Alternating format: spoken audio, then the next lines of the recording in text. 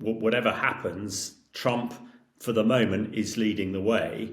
And the last thing we all need is for Trump to get hacked off and go rogue and, really either completely step away from the peace deal or force a peace deal on Ukraine. That is unjust.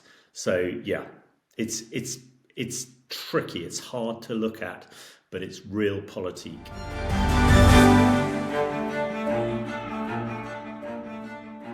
Hamish de Bretton-Gordon, a former British military colonel, thank you so much for joining the Trump Report today. Thank you very much for having me. Another weekend episode for us on the Trump Report. It's obviously a special episode as we have to do with this, the aftermath of this meeting between Trump and Putin. But I want to start with your reaction to the summit. There's been a lot of backlash with the way that Donald Trump greeted Vladimir Putin on the tarmac. Do you agree with the sentiment that he greeted Putin like he was a celebrity rather than a war criminal? Well, it is extraordinary how the whole thing was choreographed and how it looked, and how it looked to the world is really, really important. It appeared that Trump was, treating Putin like, some sort of demigod, although, almost as though he sort of hero worshipped the fellow who is an indicted war criminal. I called and wrote frequently last week that he should be arrested rather than feted and lauded. So I think the presentation was really difficult, and it was, the Americans and Trump, I think, tried to do the right thing with the B-2s and the F-35 stealth jets flying over the top. That was right. But then, Trump just couldn't help himself, clapping Putin and slapping him on the back. This is, this set the wrong tone. And one immediately thought, crikey, this is not going to be a moment a bit like when Zelensky was harangued by Trump in the White House earlier on this year, when a lot of people were hoping, Trump was going to grab Putin by the scruff of the neck, shake him and tell him, come on, this is the time to sort it out. But metaphorically, it was actually the other way round. And as we're learning now, Putin appeared with his view and left with his view, which now seemed to be Trump's view as well. So I suppose it's realpolitik. We've got to, at the end of the day, everybody wants peace in Ukraine. And we're not going to get there, as one in the West hoped we would, by Trump strong-arming Putin. I think it was, I suppose, in reflection, it was what one would expect. But we thought Trump was a bit better, a bit more powerful. But I think Trump's now realised that, he is not the top dog when it comes to blood and guts and warfare. He might be brilliant at doing real estate deals, but Putin seems to be the master strategist when it comes to peace and where soldiers and military hardware is involved. The main takeaway, Hamish, was that there was really no mention of a ceasefire. Before going into the meeting, Trump had been very strong and bold that he wouldn't come back without an immediate ceasefire in place. Otherwise, there would be severe consequences for Vladimir Putin. Now, that was, of course, a far cry from the outcome that we got. We got no mention of a ceasefire. So what we've seen is that Trump has pivoted away from a ceasefire, and he seems to be now focusing on a plea deal instead.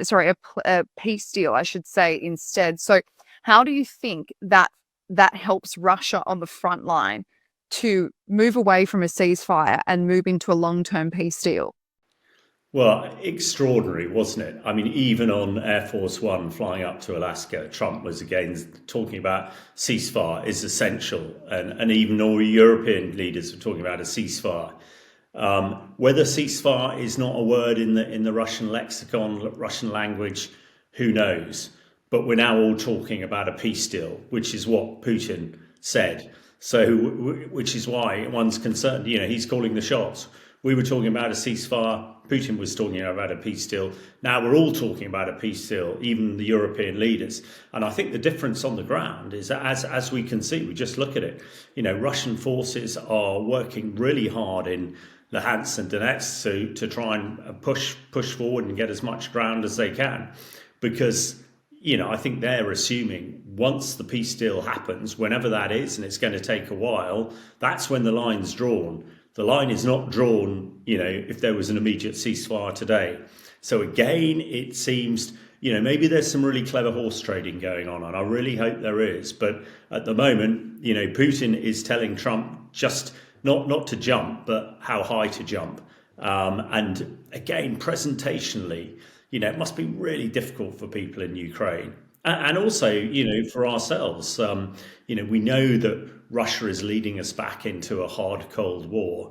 And as a young tank commander, in the last Cold War, sat on the East-West German border, I can remember it really well. And we're heading back that way, and it's just shocking. But at the end of the day, the most important thing is to stop the guns in Ukraine. And if that means a peace deal rather than a ceasefire, then we're just going to have to suck it up. Hamish, but how do you think Kyiv and European leaders are responding to Trump's pivot away from this immediate ceasefire? Do you think that they're biting their tongues right now? You and I will get into this meeting that's taking place today with the Coalition of the Willing, but we've of course seen no one coming out and really condemning Trump on that side of things. Are you under the impression that they are biting their tongues? Yeah, absolutely. It must be really galling. But yeah, absolutely. Really hard biting their tongues because they know that Trump is a bit of an impetuous child, and if they hack him off, he could just go rogue, and we saw that with Zelensky when he went to the White House in February this year. So yeah, I think Western leaders are biting their tongues. At the end of the day, they know that whatever happens, we've got to have those American security guarantees, and whatever happens, Trump, for the moment, is leading the way. And the last thing we all need is for Trump to get hacked off and go rogue and, really either completely step away from the peace deal or force a peace deal on Ukraine. That is unjust. So, yeah, it's tricky. It's hard to look at, but it's real politique. And of course, they have February to go off, as you mentioned, this Oval Office meeting between Zelensky and Trump. No European leaders, nor Kyiv wants that to happen again. And we know that Trump and Zelensky are meeting on Monday in Washington. But I want to get into these recent reports of what happened in this meeting. The report suggests that Vladimir Putin's demand to Trump was that he wants Ukraine to surrender eastern Donetsk and Luhansk, which makes up the Donbas region. Now, Russia currently controls around 88% of Donbas. It's around 70 or 75% of Donetsk and nearly all of Luhansk. So given how successful Russia has been in those areas and the fact that they're continuing to push further in, as you mentioned earlier, do you see Trump advising Zelensky on Monday that he has to give them up? Well, I hope this is the beginning of the horse trading, for want of a better word. You're right. There are potentially, if this is accepted, as you've described, Ukraine has got about 240,000 people in that area who either will need to be moved or are going to have to live under Russian occupation. You get the feeling that it's the former, so that they're going to have to be moved. But having said that, there is also talk about, land elsewhere. And I think there are some critical things. Ukraine has to have the Zaporizhzhia nuclear power station back, which is currently under Russian control. I mean, that is the second largest nuclear power station in the world. Hasn't been producing power for 3.5 years, but potentially produces about 20% of Ukraine's power. So they've got to have that back. And again, areas of Kherson should really go back, sort of north of the Dnipro. So it seems likely, the mood music and coming out of the White House and elsewhere, and even European leaders, and I'm delighted that some of the European leaders are going to join Zelensky tomorrow in New York. I think that's a really strong statement.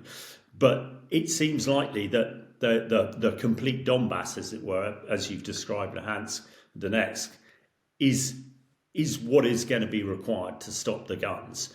But in return, I think the Russians have got to give back land, ostensibly Zaporizhzhia nuclear power station, areas of Zaporizhzhia and Kherson. If that happens, then that might well be.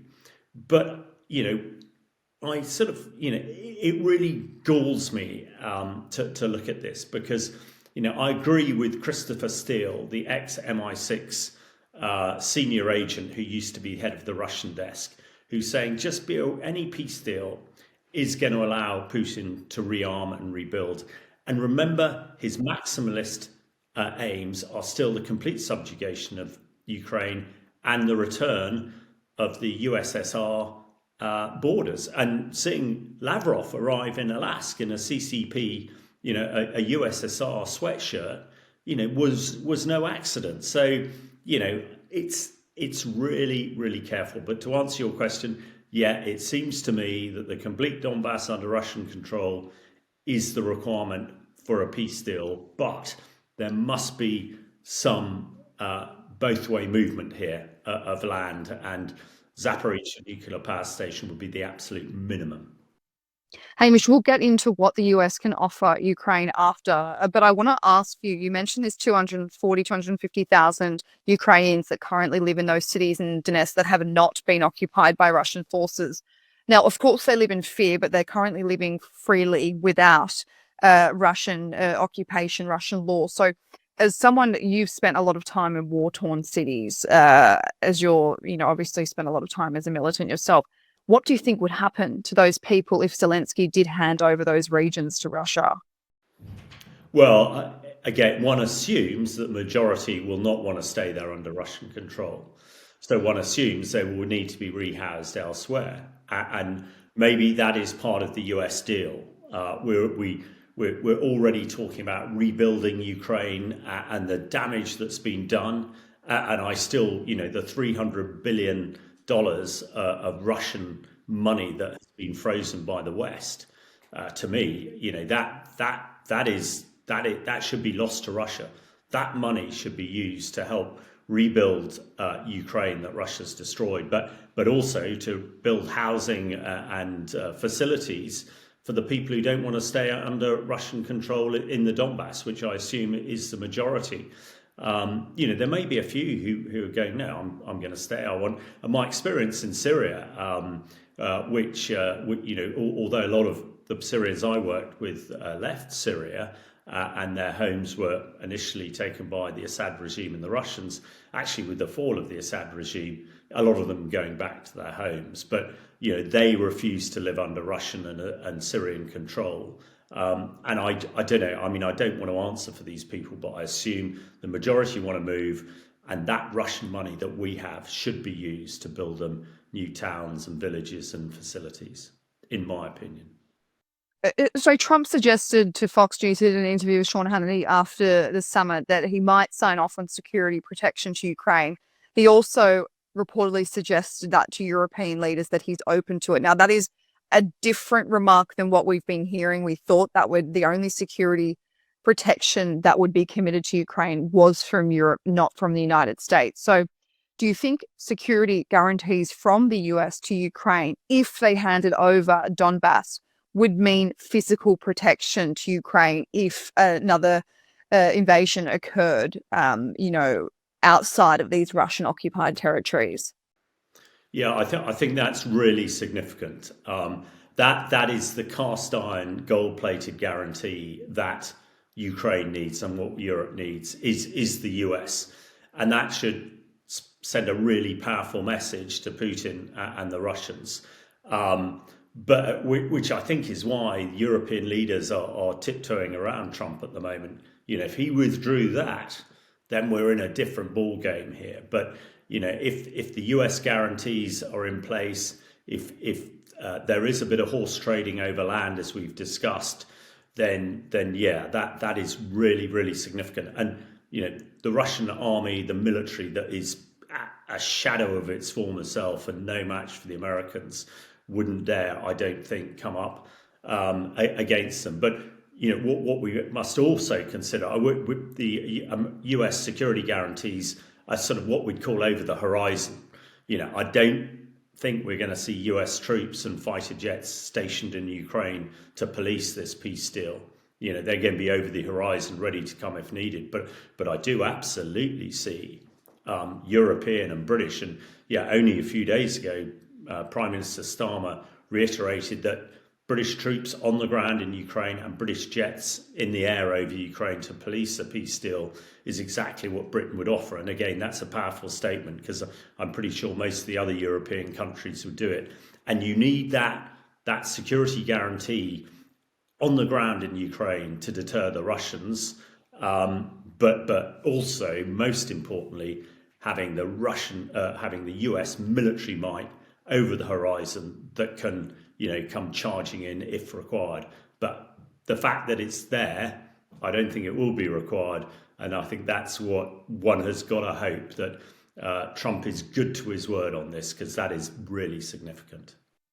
But Hamish, what I worry about, and I want to get your military analysis on this, what is stopping Putin from this all being signed off, US military protection signed off, and then 3 years later, Trump is out of office. Putin is rearming, mobilizing his army. He's got more money from his revenue from energy because the sanctions have been lifted, which of course will be one of the things that Putin demands from Donald Trump to end this war. So if they've already occupied certain eastern regions that become Russian territory, what will stop Putin in 3 years' time, when Trump is out of office, from easily being able to seep into further areas of Ukraine?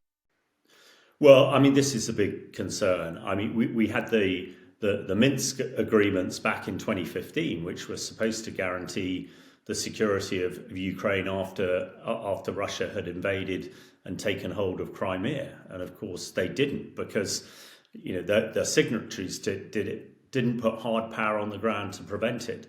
And this is why I say we're going back into a Cold War scenario. And actually, although I say, and being a young tank commander in the Cold War in the 80s, it was pretty horrific. But ultimately, what NATO did in the Cold War eventually led to the fall down of the USSR and the breakdown of the Soviet state, because we put military hardware on the ground in Europe to deter the Russians. And that is what we are going to have to do, because you're right, whoever comes after Trump, God forbid, might be even more, might be even more preferential to the Russian sort of views as such. So we have to create in Europe. And what Trump has done is reminded us that security and peace in Europe is our responsibility. So, yeah, we cannot, if there is a peace deal, as we've discussed, great. We can't sit back and say and collect the peace dividend by not spending 5% of GDP on defence. We've absolutely got to go hard at it, because let's hope that European leaders have learned after the end of the Cold War, when we took the peace dividend there, the fact we took it is the reason we're in a position now. So we must learn from the Cold War, we must continue to develop, and we must produce a credible conventional deterrence that when Putin looks west, he thinks, right, I'm going no further than the Donbas. And that's up to us. So yeah, we'll all be, let's hope we get the peace deal that we're waiting for. But that peace deal will only have substance if we put hard European, British military might behind it to make sure that the Donbas is as far west as Putin and his troops go. Because as you say, as Chris Steele says, he is going to be rebuilding with all that money that's going to get flowing into him. He's going to be building a force to continue his aims of heading west. And the only way he's not going to head west is if we provide a strong military conventional deterrence that he doesn't want to come up against. Well, let's talk about money, Hamish. The last month or so, Ukrainian intelligence has been reporting that the Kremlin has cut some wages and some bonuses of soldiers in certain areas. So since the start of the year, Russia has reduced one-time bonuses for those signing a contract for military service. In some areas, the payout dropped from 1.6 million rubles to 1 million. In Belgorod Oblast, it went from 3 million to 800,000, which is, of course, a significant drop. In the Samara region, it went from 45,000 USD to about 26,000. So Russia's government expected to run a $14.6 billion deficit in 2025, but the actual deficit so far is already at 61 billion. So it's 4 times larger than they had planned. So if Putin continues not to be able to fund his soldiers, that literally means he can't fund his war. So do you expect this to only get worse for him? Yeah, again, this is why it's slightly galling, and we've discussed it before. He is running out of tanks, he's running out of aircraft, and he's running out of soldiers, and almost. I hope, to me, this is an indication that Putin is preparing for peace, because he can't afford to pay these people. He's sort of assuming we're going to have a peace deal in the next couple of weeks. Therefore, why do I need to pay for all these soldiers? What I'm going to do is pull back, regroup, rebuild over the next 3 years, and that great deficit he's running at the moment that would cripple any democratic country. I assume he's thinking, well, in 3 years I can write that off and we can start again. So it is an indicator to me that the Russians are preparing for peace, because without troops, and the only way he's getting conscripts is by paying them, double, triple the national wage. I mean, in this country, it would you'd have everybody queuing up to join the military if suddenly soldiers like me our salary was tripled. Now, that to me is an indicator, and hopefully a good indicator. But again, it's sort of stuff we must really look at very carefully. But I think the other thing is, once the peace deal is signed, I expect the Russian population are going to be questioning what about those million people who have been killed and injured? Where are we going to get recompense for them? And I think the other thing that does worry me a little bit is, come the peace deal, come everything returning back to some sort of normal, Russia's going to open up again, the internet's going to open up, and the Russian people are going to realize quite what has been done in their name. And I think that could create a few problems. But that's sort of next week's issue. Let's get the peace deal done first of all. So, Hamish, it seems as though Putin is really bluffing when it comes to his show of strength in front of Trump, because if he can't afford this war for a number of months to come, he's obviously pretending he can, is banking on the fact that he can try and get as much out of Trump and as much out of Zelensky as he possibly can. So if Trump knows these numbers, he crunches the numbers and knows that Russia's economy simply cannot afford to continue the war, especially after he invoked tariffs on India. So why are we trying to negotiate with Putin if he literally can't afford the war without this energy revenue? Well, unfortunately, we are, this is the world that we live in, and this is the world that Trump lives in. Trump is far more interested, I think, in doing deals with Putin, financial deals, mineral deals, come in the next few months. And of course, I say loosely, he's stated his reputation, in inverted commas, of stopping the killing. And that seems to be absolutely his main driver. If I expect if Churchill was running the show at the moment, or Field Marshal Slim, they'd be going, go for his jugular. We've got him, hold fast. But unfortunately, Trump is no match for those great leaders, and he wants the peace, and he wants to do deals. So, despite the fact that people like myself and others who perhaps know a little bit more about fighting in the military than President Trump does, think that if we hung on for a bit longer, that's all well and good. But I'm sure everybody, doesn't want to see another Ukrainian injured and killed. And as soon as we stop the fighting, then we can go into the business of what happens next. So, yeah, we are where we are, and as soon as the guns stop, it can't happen quick enough, I think.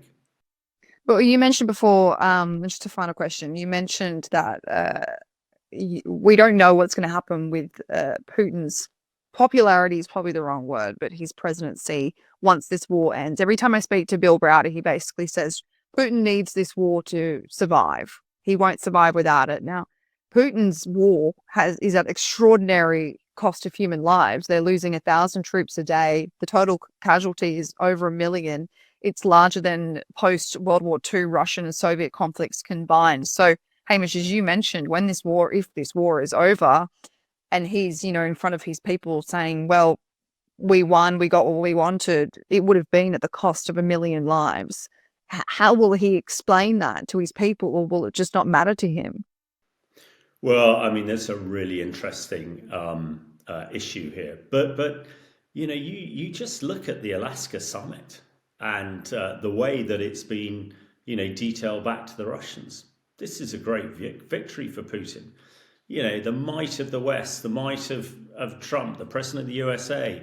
Putin seems to have spun him around his little finger. So, and the press coming out of Russia, what a great success, victory for Putin. So I think in the short term, then the Russians will celebrate a fantastic success. I expect the reality that Bill Browder and others, and what I mentioned earlier, come a few months or a few years, I expect the Russians might really question.